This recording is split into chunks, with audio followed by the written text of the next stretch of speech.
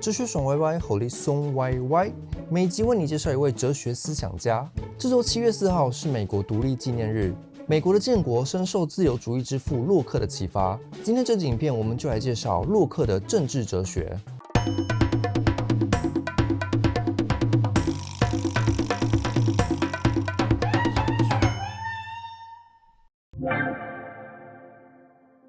1632年，洛克出生于一个清教徒家庭，从小受到良好教育，在当时英国最好的学校 Westminster School 学习古典知识。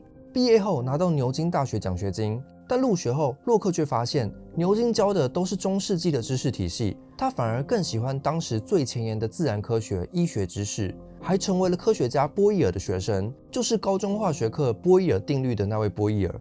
所以洛克一开始其实不是哲学家，而是科学家、内科医生。后来洛克受聘到伦敦当私人医生。伦敦是英国的政治中心，在伦敦生活的20年间，他开始发展出自己的哲学体系。当时英国常跟欧洲各国连年战争，要打仗，国王就需要征税、征兵。征税问题导致国王跟议会起冲突，成为了英国爆发光荣革命的一个主因。当时英国常常出现密谋暗杀国王的事件，有一次洛克也被牵连，他的名字出现在叛乱者的名单中，所以后来他就流亡到荷兰。在这段期间，写下了他的著作《政府论》。这本著作要论证为什么有些人可以统治别人，统治的正当性基础从何而来。以前欧洲人相信君权神授，不会去质疑国王的正当性，但在17世纪欧洲，教会力量衰退后，人们就会开始问：那统治者凭什么统治我们？今天这集影片，我们就来聊聊洛克如何回答这个问题。统治者凭什么统治人民？洛克的答案是：因为人民同意让政府来保护他们的财产。所以洛克要先论证私有财产是怎么出现的。我们可以设想，在还没有政府统治的时候，人类是怎么互动的。这种思想实验在政治哲学里叫做自然状态。例如亚里士多德认为，有些人天生就无法使用理性，天生就需要被人管，这种人生下来自然就是要做奴隶的。自然状态本身就是不平等状态。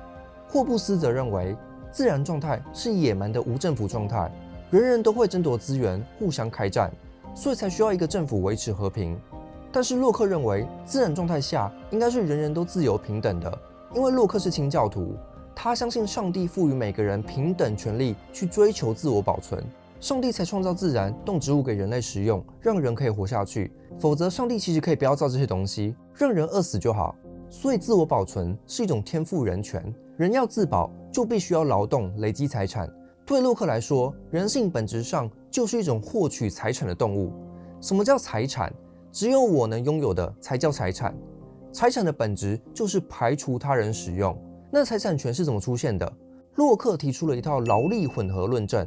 假设在一个公共果园里，人人都可以来采果子，要吃这些果子，你就必须采集、清洗、处理食材，这就需要用到劳力。当你用自己的劳力去改造自然原料时，你等于是把身体能量灌输进去自然里，也就是贡献了你的劳动价值。所以现在这个东西就成了你的劳动成果，你有权说这是我的，别人不能窃取你的成果，这就是私有财产的起源。One for you, one for me, one for you, one for me. What? No. Why do you get so much food? I caught the fish. Yes, I made the fire. and I cooked. I did all the work. And everybody got something. 这套理论其实有很浓厚的基督教味道，就像上帝造人，所以人是上帝的财产。杀人是犯法的，因为杀人是在毁坏上帝的财产。但这套理论也是有限制的。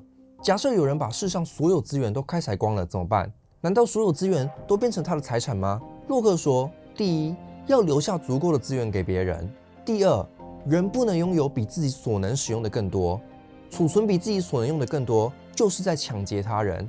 因为生活必需品都会过期腐败，假设你生产了一堆，自己却用不完，这些东西就会浪费掉。这时候别人就有权享有你的财产，才能做到物尽其用。换句话说，自然资源会腐朽的性质，其实禁止了人类累积过多财富。所以接着人类就发明了货币，让物品的价值可以转换成金钱保存起来。这个转变非常关键，因为在货币不流通的时期，你就算抢到了土地，只要土地上的收成无法转换成钱，你累积再多作物，最后也都会腐烂，等于白忙一场，人就不会有更多动机去开发土地。但是当货币普及后，就不用担心自然界的物品会过期腐败，可以付钱请人来工作，无限制的累积资本，这就让市场经济开始发展起来，但也让经济不平等的问题开始出现。所以后来的哲学家 McPherson 就会说，洛克的财产理论是为资本主义辩护的学说。资本主义的无限开发、无止境的拼经济，最早可以追溯到洛克。洛克的辩护是，开发不是破坏，而是一种对土地的改善。因为地球上的资源本来就是上帝赐给人类的，如果都荒废没人开发，那反而是浪费了自然资源。所以当欧洲殖民者发现美洲新大陆时，看到许多土地未开发，洛克就认为这是自然状态，没人拥有那些土地。事实上，很多土地是美洲原住民刻意保存，不去开发。但是根据洛克的理论，没有用劳力开发的土地就不能宣称是你的财产，所以许多原住民的土地都被视为无主地。美国200年来的西部开发史就是奠基于洛克的哲学。移民到美洲的清教徒努力拓荒耕耘，用农业生产力来证明他是这块土地的主人，借此合理化剥夺原住民的土地。美国国父富兰克林在自传里就提到，根据上天的旨意，为了让大地的栽培者有空间耕耘，要消灭这些野人。洛克的理论在18世纪后被写入国际法，发展出了一个原则，叫无主地先占，就是谁先发现一块新土地进行开发，就能宣称这是我的。这就加速了欧洲各国向外殖民的动力，导致原住民土地被合法的掠夺。到了19世纪，日本殖民北海道爱努人还有台湾原住民的时候，也是用无主地的法律来合法的殖民。讽刺的是，当欧洲人到美洲、澳洲、大洋洲时，带来了感染病，各地原住民人口大减，所以很多地方真的变成了无主地。洛克的理论变成了自我应验的预言。总结来看，对洛克来说，私有财产、市场经济、土地开发都是自然状态出现的产物，而不是国家权力的产物，是在政府出现前就存在了。这是自由主义的一个重要论点，也是后来的哲学家卢梭、马克思会挑战的。洛克认为，正是因为财产、货币出现后，开始出现经济不平等，让人们容易起争端，侵犯别人的财产，才需要创建一个政府来保障财产权，也就是从自然状态进入到政治共同体。所以接下来洛克就要来谈政府的起源。17世纪以前，人们一般认为王权起源于武力或是君权神授，像是诺曼底公爵征服英国，就是靠武力获取统治权。但现在洛克说，除非经过个人同意，否则世界上没有任何力量可以强迫我遵从某个政治权威。统治的正当性只能来自人民同意，因为根据洛克的财产理论，在政府建立之前，私人财产就存在了。财产被侵犯时，才需要一个政府来惩罚罪犯。所以政府存在的目的就是保障生命跟私有财产。人们以多数决同意选出政治代表，我们当今采用的多数决民主就是从洛克的哲学发展出来的。但是政府出现后，要能够运作就必须征税。洛克最怕的就是统治者用各种方式跟老百姓征税，因为当初创立政府的目的是要保障人们的财产，不是让政府可以夺取人们的财产。所以洛克说，政府不能未经同意拿走人民的财产，就算只有一部分也不行，因为你拿走一部分，你就可以继续拿，最后我所有财产都没了。政府只能在人民同意的情况下征税。这里的人民同意指的是立法院那些民意代表同意，因为当人们选出民意代表的时候，其实就是同意被统治，相信这些民意代表会保障他们的财产。所以立法院立法权是最重要的，因为这是负责保卫财产的政府机构。洛克在讲的这一套政府理论，其实就是当时英国光荣革命，英国国会成功夺取权力，牵制王权。我们现在已经活在民主社会，可能听起来觉得这没什么，但在17世纪，这是很大胆的理论，因为英国是君主制，说统治的正当性源自于被统治者的同意，等于是在暗示英国国王的正当性不能是世袭的，而必须来自人民。The king is not England, and England is not the king. 但如果人民选出的统治者反过来侵害人民权益时怎么办？例如，统治者可以贿赂民意代表，让他们通过符合统治者利益的法案，或是统治者可能变成专制暴君。暴君的定义是依照个人意志来统治，而不是依法治国。洛克说，如果这种情况发生时，就威胁到了人民自我保存的权利，破坏了人民对立法院的信任，等同于对人民发动战争状态。因为政府统治的正当性是人民赋予的，如果统治者自己都不守法，那就不再具有统治权。当人们的自然权利被威胁时，人们就有权革命。你不需要等到政府真的把人民搞死了才去发动革命。例如，英国人发起光荣革命，是因为詹姆斯二世已经有暴君的迹象。这就像路上遇到强盗威胁你生命时，你不可能等到对方真的攻击你时才反击，因为到那个时候你早就已经死了。所以洛克在政府论的最后结论是，当统治者成为暴君时，革命就是合法的。美国当初就是推翻英国殖民统治而建国，所以洛克的政治哲学决定性地影响了美国建国的思想。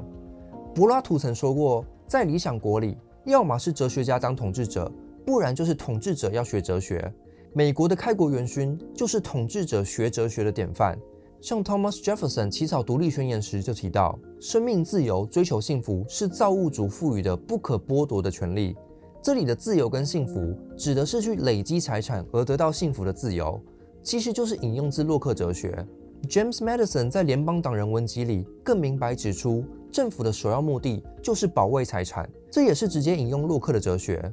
正是因为美国开国元勋选择了洛克哲学当建国基础，美国才走向了高度发达的自由主义跟资本主义。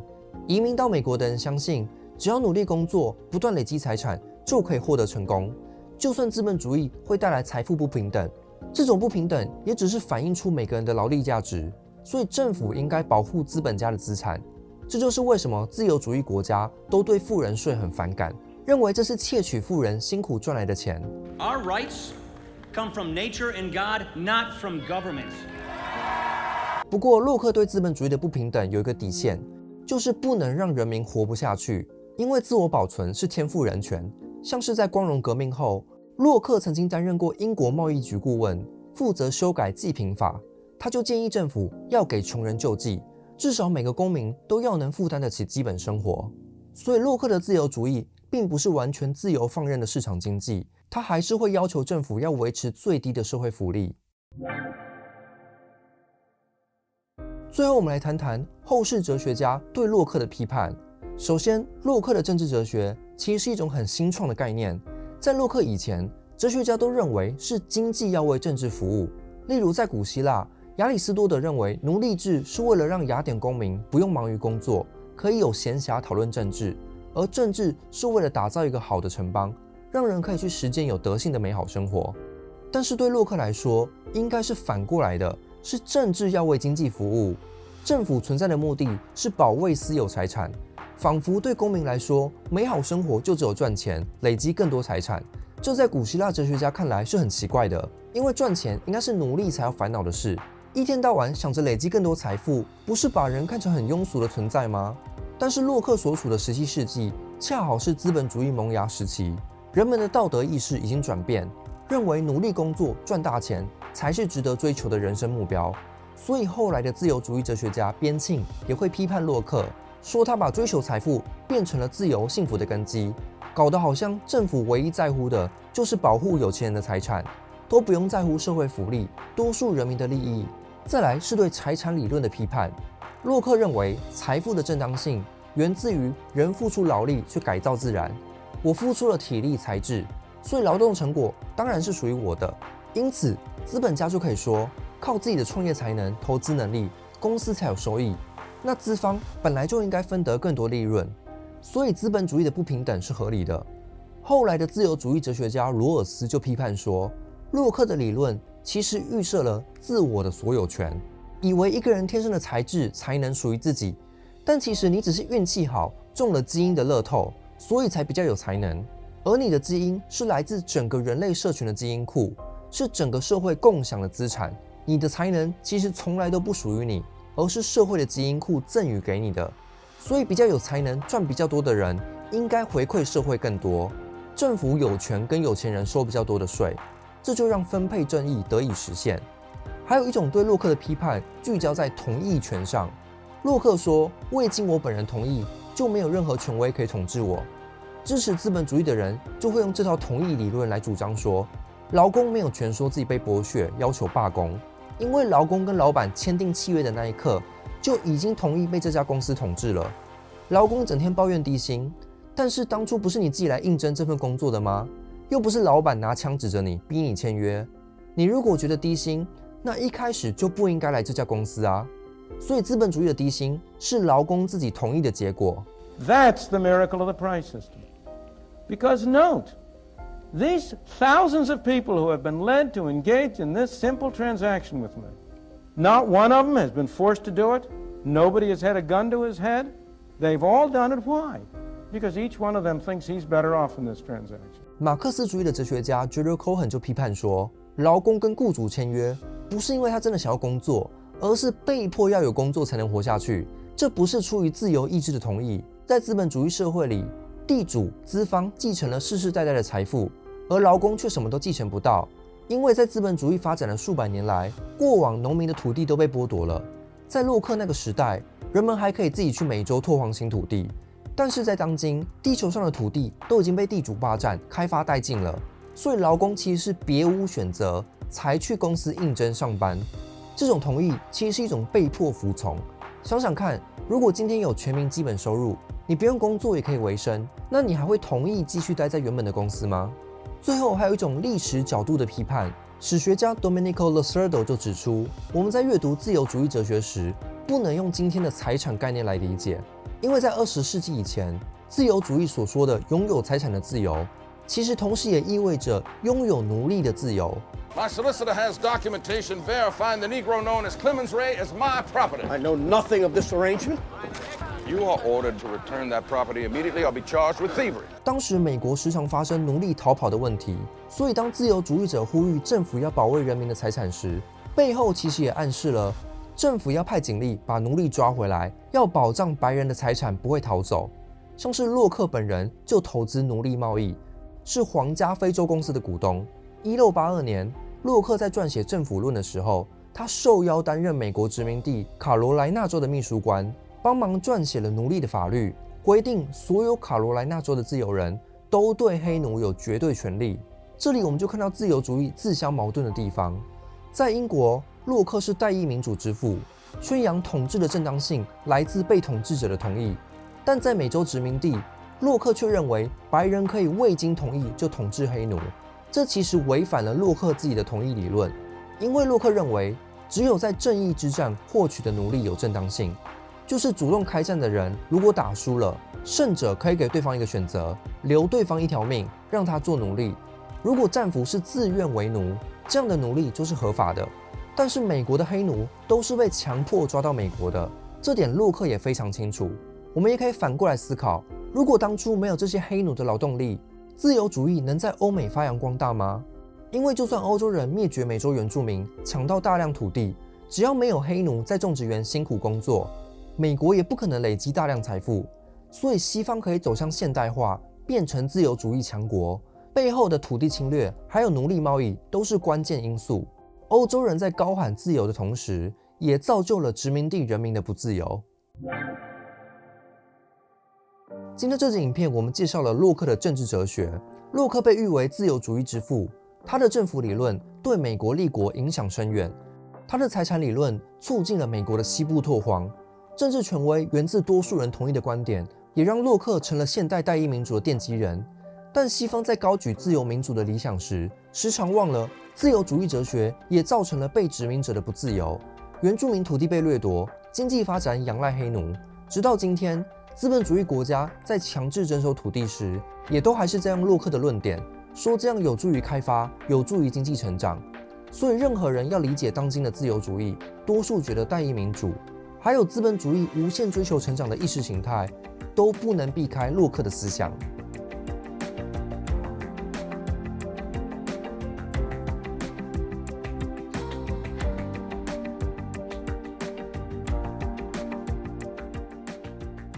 留言加分享这支影片的脸书贴文，就可抽《政府论》一本。本集影片由频道会员赞助播出，也欢迎您使用超级感谢，或是加入频道会员，支持超级歪创作更多影片。